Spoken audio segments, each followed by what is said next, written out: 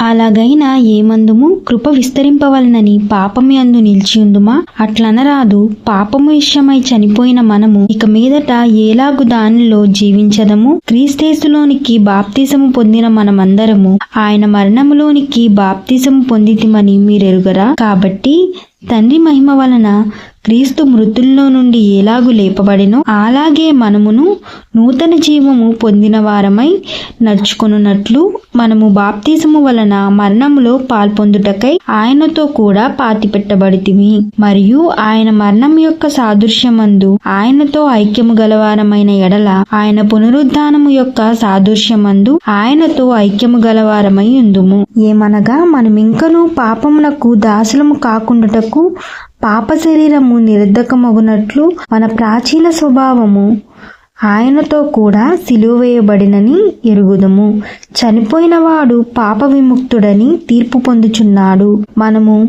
క్రీస్తుతో కూడా చనిపోయిన ఎడల మృతుల్లో నుండి లేచిన క్రీస్తు ఇంకను చనిపోడనియు మరణమునకు ఇంకను ఆయన మీద ప్రభుత్వము లేదనియు ఎరిగి ఆయనతో కూడా జీవించుదమని నమ్ముచున్నాము. ఏలయనగా ఆయన చనిపోవుట చూడగా పాపము విషయమై ఒక్కమారే చనిపోయెను గాని ఆయన జీవించుట చూడగా దేవుని విషయమై జీవించుచున్నాడు. అటువలే మీరును పాపము విషయమై మృతులుగాను దేవుని విషయమై క్రీస్తేసునందు సజీవులుగాను మిమ్మును మీరే ఎంచుకొనుడి.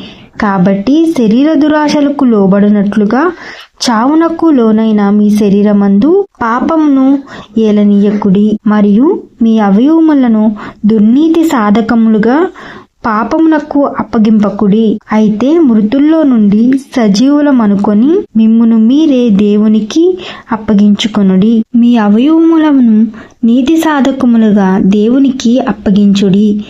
మీరు కృపకే గాని ధర్మశాస్త్రమునకు లోనైన వారు కారు గనుక పాపము మీ మీద ప్రభుత్వము చెయ్యదు.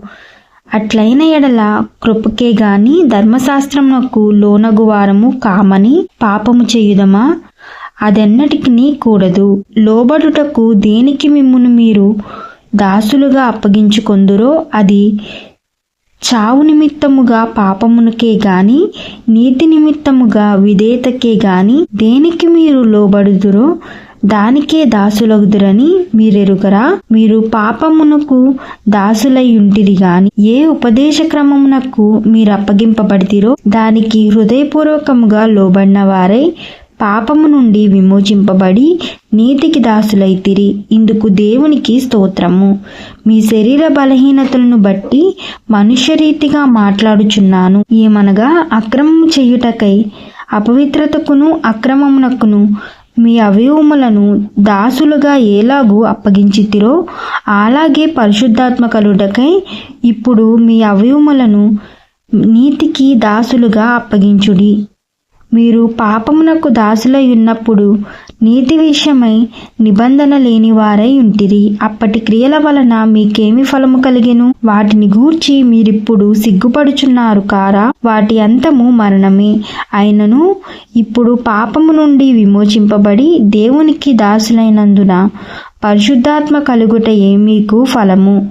దాని అంతము నిత్య జీవము. ఏలయనగా పాపము వలన వచ్చు జీతము మరణము. అయితే దేవుని కృపావరము మన ప్రభువైన యేసుక్రీస్తునందు నిత్య జీవము. ఆమేన్.